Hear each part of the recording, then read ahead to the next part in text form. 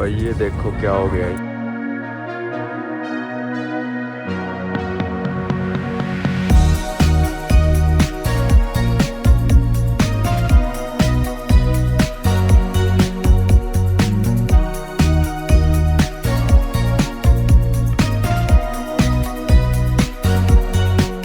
स्वागत है भाई आप सभी लोगों का एक नई सीरीज़ में।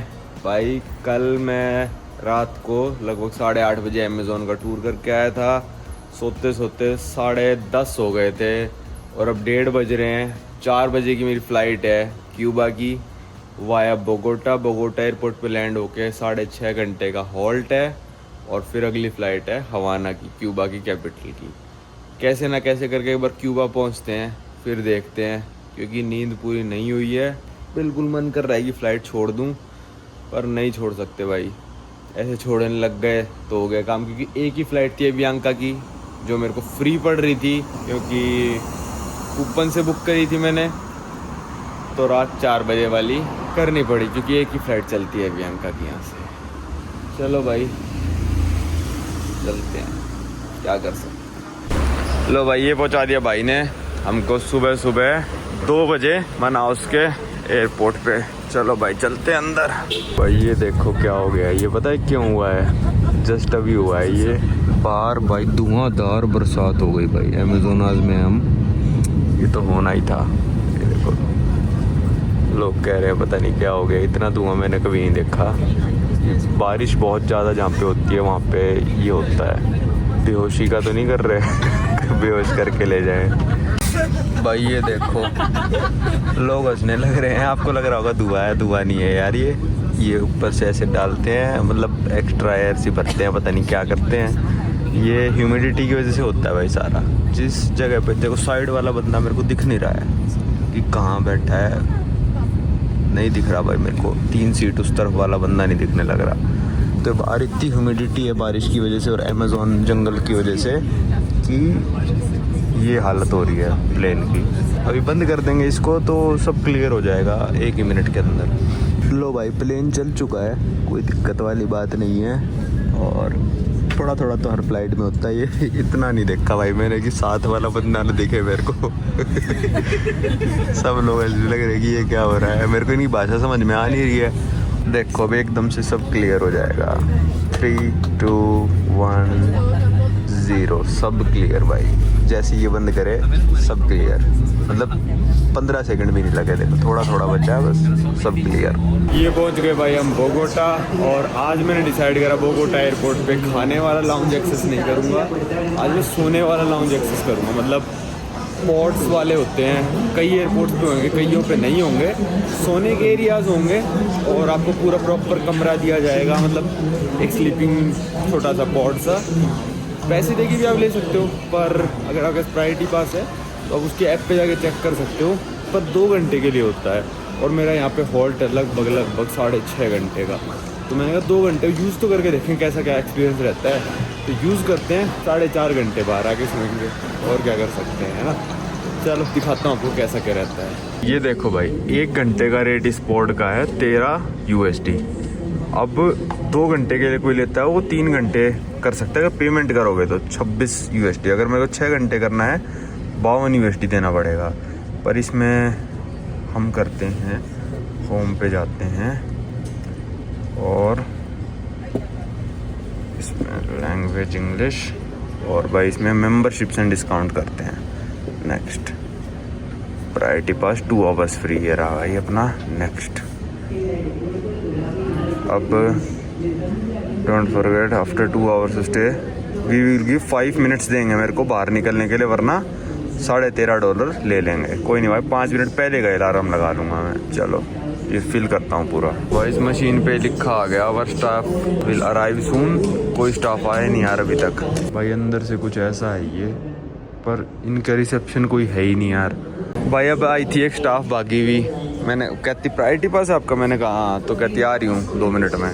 भाई ये देखो ये मिला है मेरे को स्लीपिंग कैबिन, इसकी लाइट नहीं पता चल रही मेरे को कहाँ से जलेगी। लो भाई यहाँ पे 2 घंटे की नींद खींचते हैं अब आराम से। मखमली कंबल है बेड पे कि पता नहीं क्या बिछा रखा है, और लाइट मेरे को मिली नहीं भाई, कहाँ से जलेगी, मेरे को लग रहा है ही नहीं लाइट का ऑप्शन की। कह रहे हैं भाई आओ और सो जाओ। चलो 2 घंटे बाद आपको मिलते हैं। भाई सो लिया, मैं पॉड में भी सो लिया, 12 के भी सो लिया, और अब टाइम हो रहा है 11:15, 12:35 की मेरी फ़्लाइट है। अब दिक्कत मैं बताता हूँ आपको क्यूबा के वीज़ा के साथ क्या है। क्यूबा जैसे कि आपको पता है भाई सैंक्शन कंट्री है, जो उसके वीज़ा भी है ना पुराने ज़माने में चल रहे हैं, बहुत ज़्यादा पुराने ज़माने, मतलब ऐसा मैंने कोई देश नहीं देखा इतने पुराने ज़माने में। एक एरिट्रिया भी था, वो भी ऐसे ही चल रहा था बहुत पुराने ज़माने में। आपने देखा था वीडियो में पेरू की में कि हम लोग क्यूबा की एम्बेसी भी गए थे ई वीज़ा अप्लाई करने। हमने ई वीज़ा अप्लाई कर दिया था, ठीक है। और ये मान लो 2 घंटे बाद ही, कुछ नहीं डालना था भाई ई वीज़ा में, नाम, आपका पासपोर्ट नंबर, यही 2-4 चीज़, फ़ोटो तक अपलोड नहीं करनी थी भाई, ठीक है। जैसे ही हमने डाला मेल पे वीज़ा आ गया, ठीक है। वीज़ा सिर्फ लिखा है यूर वीज़ा अप्रूव, आपका वीज़ा का नंबर ये है, और नीचे एक PDF फाइल है जिसमें आपकी रिसिप्ट है, जो कि 81 सोल्स की पेमेंट करी थी बैंक में जाके हमने, उसकी पक्की वाली रिसिप्ट एम्बेसी ने भेजी है, काउंसलर एम्बेसी पेरू ने, ठीक है, काउंसलर सेक्शन पेरू ने। भाई मैं थोड़ा नींदों में हूँ। अब इस चीज़ को वीज़ा कौन मान लेगा भाई, मैं साइड में स्क्रीनशॉट लगाता हूँ, ऐसा मेल आया है, इसको वीज़ा कौन मानेगा भाई, कोई भी नहीं मानेगा, कहेगा ना इसमें तेरी फ़ोटो है ना इसमें वो कुछ भी है, बस तेरा नाम और पासपोर्ट नंबर है, और ईमेल कैसे मान ले हम सच्चा है। तो यही चीज़ ब्राज़ील एयरपोर्ट पर हुई। चलो मेरे साथ हुई, ठीक है, क्योंकि भाई मेरे पास था US का वीज़ा। अब US वीज़ा के साथ क्या है, US वीज़ा के साथ आप क्यूबा वीज़ा फ्री जा सकते हो, पर आपको एयरपोर्ट पे ख़रीदना पड़ता है टूरिस्ट कार्ड। अब टूरिस्ट कार्ड की फ़ोटो देखो भाई कैसी है। टूरिस्ट कार्ड पे सिर्फ क्या लिखा होता है, एक नंबर होता है, नाम, सरनेम, डेट ऑफ बर्थ। ये तो कोई भी छाप लेगा यार अपने घर पे बैठ के टूरिस्ट कार्ड।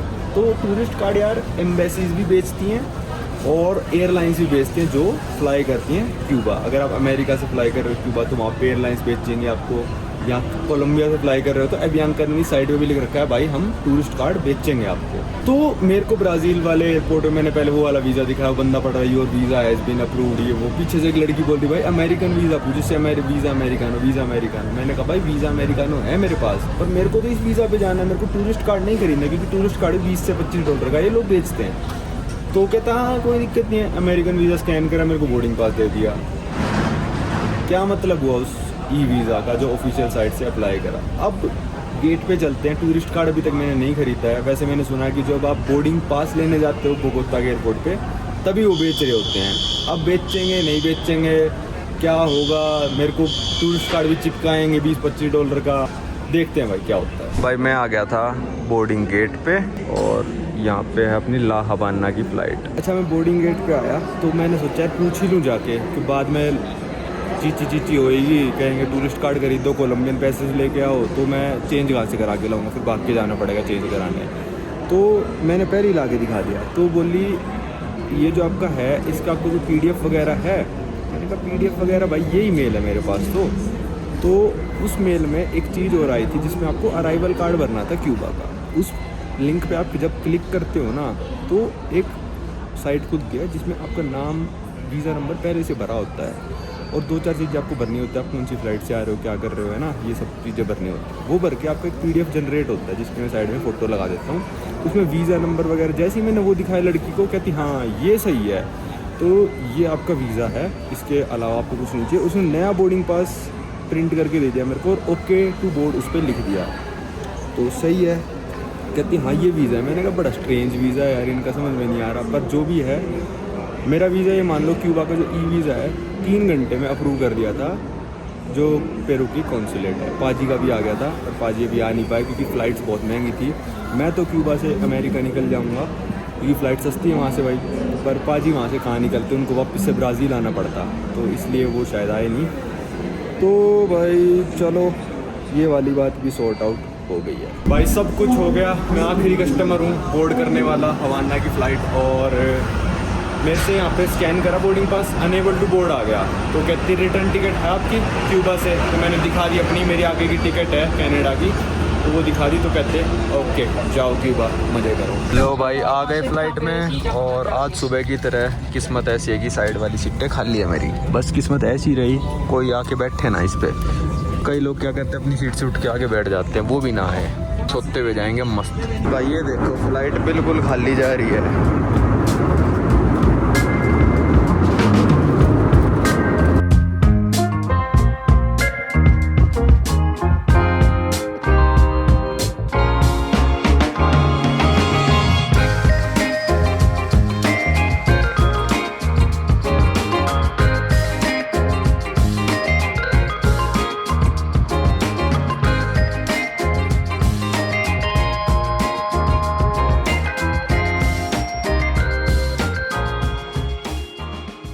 लो भाई लैंडिंग कर दी है कैंसिल पायलट ने और एकदम से प्लेन ऊपर उड़ा दिया है। चलो भाई इस बार देखते हैं उतर पाते हैं या नहीं। लगभग 40 मिनट हवा में रहे हम दोबारा से। इतने से ही ऊपर ले गया था पिछली बार तो पायलट, इस बार तो उतार सही दिया, उतर गया।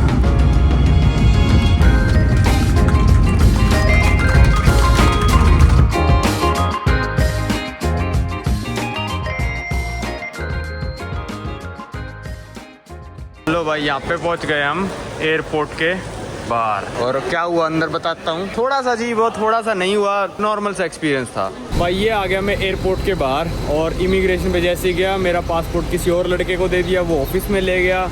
5 मिनट बाद 2 बंदे और आए, फिर वो कहते सीधा आते ही एक सवाल पूछा, तेरे पास अमेरिका का वीज़ा है? मैंने कहा हाँ भाई है, दिखाऊँ क्या? कहता नहीं दिखा मत। मेरे मुँह से निकला बैग में, वैसे मेरी जेब में ही था। मैंने कहा बैग में निकालूं? कहता नहीं निकालो मत, बस पूछना था। और फिर पूछता आप क्या करते हो? मैंने कहा डॉक्टर। फिर कहता कि कौन से डॉक्टर? मैंने कहा मेडिकल डॉक्टर। फिर कहता अच्छा ठीक है। फिर कर दिया इमिग्रेशन, जाओ। अब यहाँ पे दिक्कत क्या है, ये रहा भाई T3 एयरपोर्ट है हवाना का। यहाँ पे दिक्कत क्या है भाई, यहाँ पे चलता है काला बाज़ार। काला बाज़ार क्या है, $1 में यहाँ के पैसोज मिलते हैं 400 साढ़े 400। ये मेरे को बताया शुभम ने। उसके टाइम पे शायद 200-250 थे, अभी शायद 400 साढ़े 400 हो रहे हैं। और ऑफिशियल रेट अगर मैं ATM से निकालता हूँ तो $1 में मिलेगा मेरे को सिर्फ 24 क्यूबन पैसोज। अब यहाँ पे जितनी भी टैक्सी आपको खड़ी दिख रही हैं, इन सबको पता है कि भाई ये T3 एयरपोर्ट है, यहाँ पे सिर्फ और सिर्फ इंटरनेशनल फ़्लाइट आती हैं। तो सब लोग $30 से $40 लेते हैं सिटी तक जाने के। अब यहाँ से लोकल बस में भी जा सकते हो, अब $1 में पहुँच जाओगे यहाँ से लोकल बस में, वो हम बाद में ट्राई करेंगे। ये एक शटल बस सी है, ये मेरे को थोड़ी सस्ती लग रही है। इसकी टिकट ऑनलाइन बुक होती है, यहाँ पे इन्होंने साइट लिख रखा है कि आप 4 तरीकों से पेमेंट कर सकते हो इस बस के लिए। एक है भाई QR एप्लीकेशन, फिर है आपकी post machine on the bus, ये पता नहीं क्या है, booking office through this page www.rentcarcuba.com। और हमको जाना है, ये मान लो वियाजा के पास, ये बिल्कुल सिटी सेंटर है, यहाँ उतार दे तो अपना काम बन जाएगा। हमारी फ्लाइट थोड़ी लेट भी होगी तो 7:10 वाली बस में हम जाएंगे शायद। चलो पूछ के आते हैं कि कार्ड से हो जाएगी क्या पेमेंट। भाई अभी क्या हुआ है मेरे साथ, अभी भी एयरपोर्ट पे ही हूँ मैं, कि पहले मैं एक इन्फॉर्मेशन डेस्क पे गया। उसने मेरे को बताया कि यहाँ से आपको एक कनेक्शन करके बस लेनी है जिसका नाम कनेक्शन ही है, और फिर वो आपको एक हाईवे पे छोड़ेगी जहाँ से P12 लेनी है, वो आपको सिटी छोड़ देगी। पर आपको देने क्यूबन पैसों में पड़ेंगे। उसने मेरे को सब क्यों बताया, क्योंकि उसके मन में था मैं उससे एक्सचेंज करा लूँ पैसे। कहता देखो आप एक्सचेंज पे जाओगे तो आपको 120 का रेट मिलेगा, आप मेरे से करा लो, मैं आपको 200 का रेट दूंगा। मैंने कहा ठीक है भाई कर दे, $2 कर दे एक्सचेंज। मैंने कहा बस का किराया कितना है पता है क्या बोला? 2 पैसों। 2 पैसे पता है कितना होता है ब्लैक मार्केट के हिसाब से? आज की तारीख में हो गया ₹1 सिटी तक जाने का। तो मैंने कहा कर दे $2। कहता नहीं यार 2 नहीं करूँगा, मैं तो कम से कम $25 करूँगा। मैंने कहा दिमाग फिर गया क्या भाई तेरा? फिर मैं एक्सचेंज पे गया, वहाँ से $2 के मैं पैसों लेके आ गया। ये देखो 3 पैसों का नोट है, बिल्कुल चमचमाता हुआ, ये तो मेरी कलेक्शन में जाएगा। तो उसने मेरी एक्सचेंज कर दी $2। पर जैसे ही लड़की गई वहाँ पे और एक्सचेंज वाले भी खड़े थे, कहती देखो ये $2 चेंज करा रहा है। तो तुमने करी ऐसा रखा है। जो मेरे को एक्सचेंज पे रेट मिला वो USD का मिला 109 पैसों। ऑफिशियल अगर आप गूगल पे देखोगे आज की तारीख में तो भाई चल रहा है $1 का 24 पैसों सिर्फ। तो ब्लैक मार्केट में मान के चलो आप अभी चल रहा होगा 450-470 पैसों। वो लड़का मेरे को 200 दे रहा था, एक्सचेंज वालों ने 110 दिए। या फिर ऐसा हो सकता है सरकार ने थोड़ा सा एडजस्ट कर दिया हो, क्योंकि एयरपोर्ट पे ऑफिशियल एक्सचेंज पे, ऑफिशियल तो क्या बोलूँ, एक एक्सचेंज है, $1 का 109 पैसों मिल रहे हैं। अब यहाँ पे बस का इंतज़ार करते, कनेक्शन नाम की बस आएगी और उसमें चलेंगे हम भाई सिटी सेंटर। मतलब छोड़ेगी हमको कहीं पे, फिर चेंज करना है। तो मैं आपको पहले नोट दिखाता हूँ यहाँ के। ये देखो भाई 3 पैसों का नोट, 5 पैसों का नोट, 10 पैसों का नोट, 100 पैसों का नोट। अब जहाँ जिस देश में 3 पैसों का नोट छप रहा हो तो वहाँ पे 3 पैसों की अच्छी वैल्यू होगी। चलते हैं चलो भाई। गाड़ी कितनी शानदार है देखना भाई सारी गाड़ी यहाँ पे ऐसी लाडा हैं। ये रशियन गाड़ी है, कितनी पुरानी पुरानी है देखना। एयरपोर्ट पे ही खड़ी हैं कम से कम 25-30, तो वो देखो 2 और खड़ी। भाई यहाँ बैठे बैठे 25-30 मिनट हो गए मेरे को, और कोई गाड़ी की मजाल नहीं है कि इस पट्टी पे ना रुके और सीधा भगाए ले जाए, चाहे खाली पड़ा हो। किसी गाड़ी की मजाल नहीं हुई भाई। और क्या शानदार गाड़ी आई है, वाह। एक गाड़ी बस कितनी अमीर गाड़ी हो, किसी की मजाल नहीं हो रही। आप देख लो, खुद ही देख लो। रोकेगा बंदा, खड़े ब्रेक मार देगा, कोई नहीं है वहाँ पे। पर किसी में इतनी हिम्मत नहीं है कि डायरेक्ट पार करा दे। और ये 3 लड़कियां भी मेरे को लग रहा है उसी के लिए खड़ी हैं कि भाई बस में जाएंगी। नहीं भाई, वो शानदार सी गाड़ियाँ इन 3 लड़कियों को ही लेने आई थी। हम ही है बस वाले यहाँ पे टूरिस्ट। किसी गाड़ी की हिम्मत नहीं है भाई, खड़े ब्रेक मार रहे हैं बिल्कुल। और कोई नहीं खड़ा जेब्रा क्रॉसिंग पे। और देशों में क्या होता है, अगर कोई नहीं खड़ा तो आप लेके जा सकते हो, पर यहाँ पे ना तो स्टॉप का साइन लगा हुआ ना कुछ। शायद वहाँ पे या तो येलो वाले पे कुछ लिखा हो, और सब ने फॉलो करा है।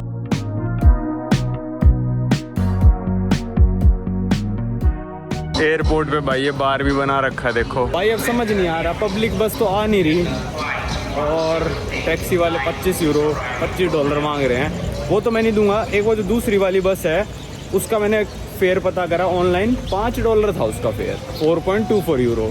पर यहाँ पे इस एयरपोर्ट पे ना वाईफाई मिलता है सिर्फ 30 मिनट का, वो भी पासपोर्ट नंबर आप डालोगे तब। और पासपोर्ट नंबर भी आपका तभी होगा, ये नहीं है कि कोई भी पासपोर्ट डाल दोगे।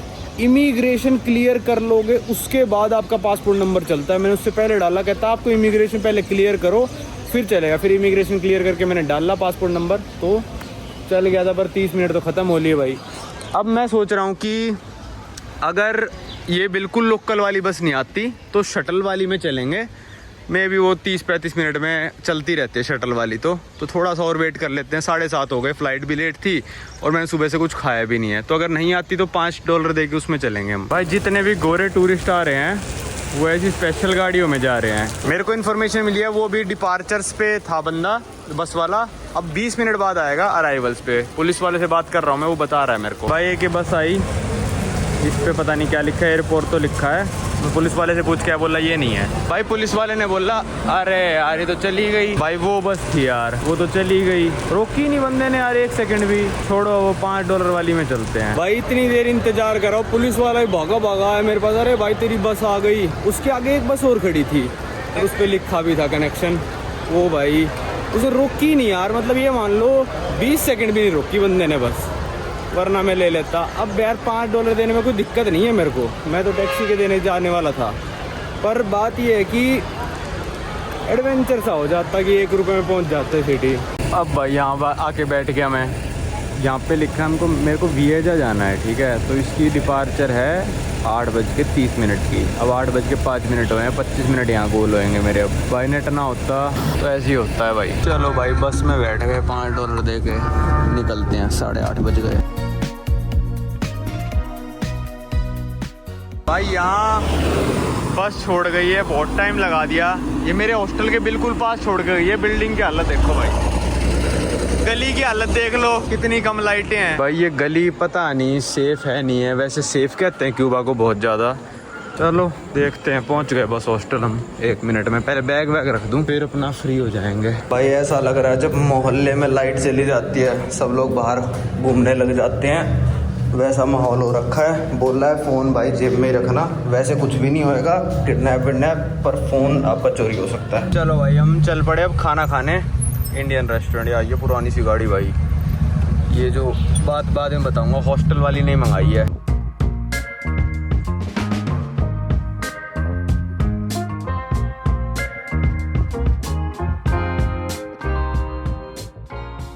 भाई ये पहुंच गया मैं रेस्टोरेंट बुएना विस्ता करी क्लब में। भाई अगर एयरपोर्ट वाले रेट पे खाना पड़ जाता ना ये, तो चिकन टिक्का मसाला $42 का था भाई, 4200 का है।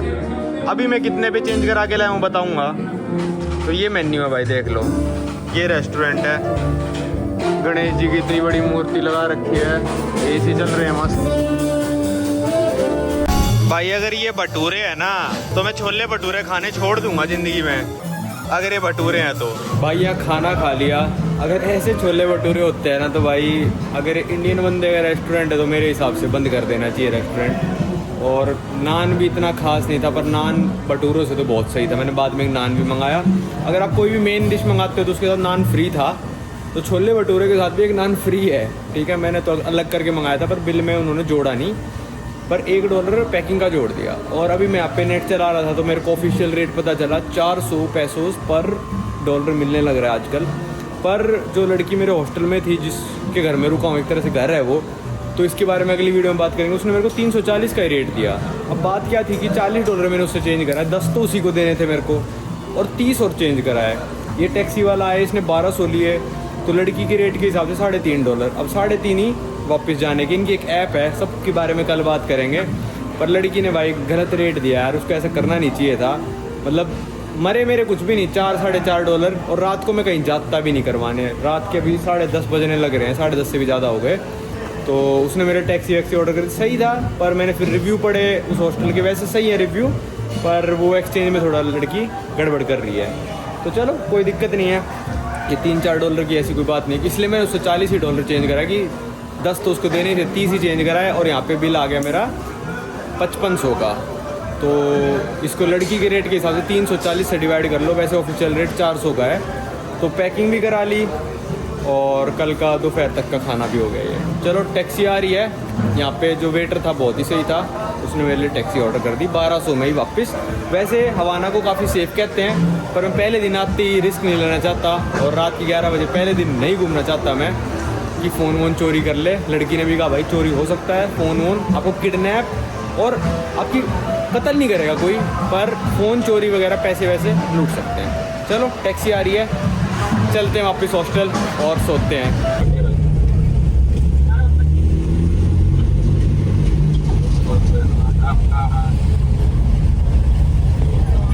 भाई वीडियो तो मैंने ख़त्म कर दी थी, पर बाहर ऐसा माहौल हो रखा है कि किसी के घर में लाइट नहीं है, और ऐसा डरावना सा माहौल कि लोग रोड पे घूम रहे हैं बिना लाइट के। पता नहीं अजीब सा ही हो रखा है बाहर। मतलब ऐसा मेरे को अभी तक किसी देश में इतना फील नहीं हुआ था जितना यहाँ पे हो रहा है। चलो चलते हैं, सोते हैं, कल आपको दिखाते हैं हवाना। भाई ये मेरे हॉस्टल की बालकनी से नज़ारा है, 3-4 फ्लोर पे। देखो रिक्शा चलने लग रही है रात को। ऐसे बैठे हैं यार सब लोग रात के 11 बजे, हर गली में कोई अपने घर के बाहर बैठा है, कोई ऐसे 4 का ग्रुप बना के बैठा है। ये मेरे को बिल्कुल भी समझ में नहीं आया, पता नहीं क्यों ऐसे बैठे हैं लोग। देखना वहाँ जैसे कोने में खड़े हैं, और सबके घर ऐसे लग रहा है कि भाई सबके घरों में लाइट नहीं है। वैसे लाइट जल रही है, पर आप स्ट्रीट्स में घूमोगे ना, आपको ऐसा लगेगा बहुत अंधेरे में घूमने लग रहे हो आप। चलो जैसा भी अब 4-5 दिन है, फिर पता चल जाएगा क्या हालत है देश की।